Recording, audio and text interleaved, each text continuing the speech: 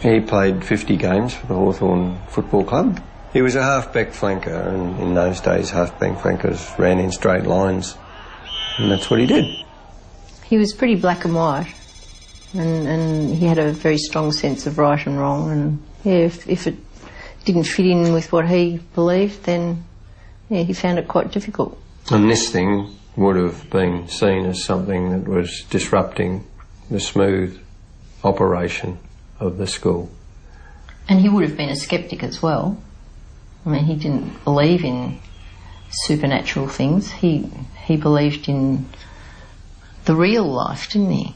You know, when we were kids, there was a picture on the wall of a Roman soldier standing, holding his spear, and the lava was all falling down from Pompeii, and people in the background were all crouching and running, and Dad said, see, he's standing there doing his duty. And, you know, that, I mean, as children, we had to learn that discipline was important, respect, all those things, all the old values, and yeah, he found it really hard as things changed he was pretty judgmental. There was plenty for Frank Sambleby to be judgmental about. In the 1960s, rebellion at home and on the streets brought many young people into conflict with the establishment. Schools were run like the military, and teachers demanded respect and obedience. Westall High was no exception. I tried to contact some of the teachers, but many have passed away. As far as I know, only the science teacher, Andrew Greenwood, saw the object in the air. Although he's spoken with me privately, he refuses to go on the public record. Several teachers dismissed the whole thing as mass hysteria. The response left students feeling confused and conflicted. Some are still searching for answers. I want to find some sort of proof that this happened, so we don't keep on, you know, getting called silly people. And, you know, no one's ever wanted to know the details before. They just think I'm stupid, and, you know, they don't want to know the story. I said, I've seen UFOs or flying saucers, and they say, yeah, sure. What drugs were you on that day? And, you know, I was 13 years old. I was at school in the daytime. I wasn't on any drugs.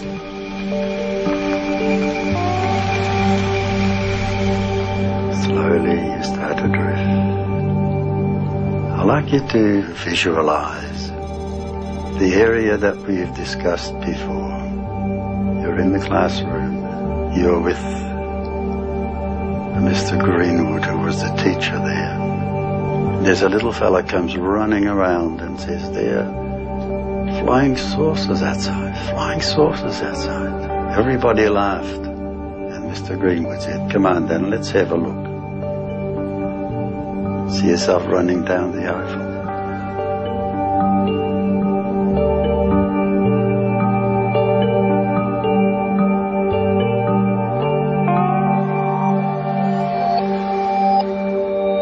We're all affected by our experiences that aren't ever properly acknowledged or accepted. As a boy, I was living in a fairly unhappy home. My own father had died, so my mother had remarried and had given me a stepfather that I'd never asked for. I was quite powerless, and no one really seemed to understand what I was experiencing as a child. I never really had anyone talk to me about it. Just having it acknowledged that what I was going through was real, that would have been a start. 1, 2, 3.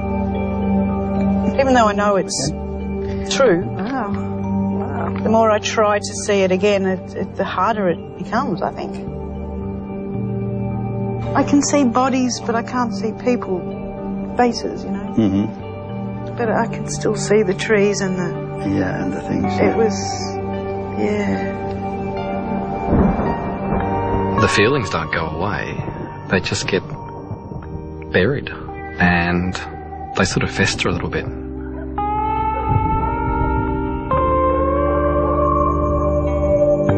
I saw the classroom for the first time, and then I saw heads bobbing, walking across the oval towards the end of the school ground, and then there they were.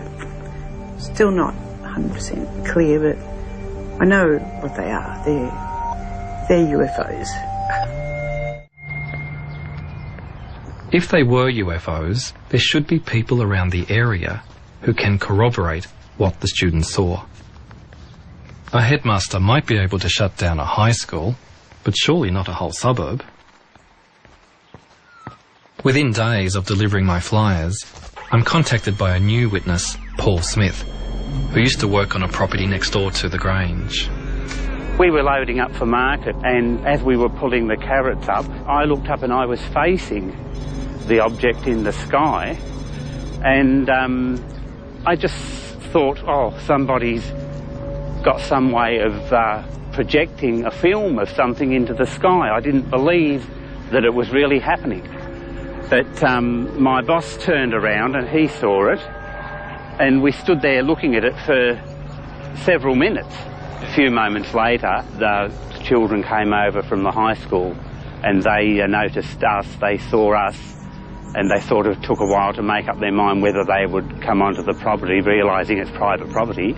Yes. And they decided they'd come in anyway, and they did. They ran straight over the market garden, and they crossed and walked down here to this corner. After a while, trucks turned up with, it looked like army trucks. Right. And there would have been about 20 guys got out. About how long after the object had vanished in the trees? Oh, I think it was only 20 minutes, which is not a long time. How did you know they were from the army? Well, they were khaki-coloured trucks, covered in patches, you know, sort of, that they, to hide, you know. Like camouflage? Camouflage truck, yeah. And it was the long ones that carried quite a few people, and a couple of jeeps. So a couple of trucks? Yeah, and a couple of jeeps? Yeah. And about 20 men? Yeah. In uniforms? Yeah, yeah. And the uniforms were what sort of uniforms? Just khaki-coloured uniforms. Just khaki? Yeah. No other, don't remember any other sort Not of... that I can remember. Colours or... No. I went looking for a military expert. If the army was able to turn up in just 20 minutes, where could they possibly have come from? It's quite evident that there was no deployable troops available in Melbourne at the time. The main units were all logistic, the supply battalions and so forth at places like Broadmeadows.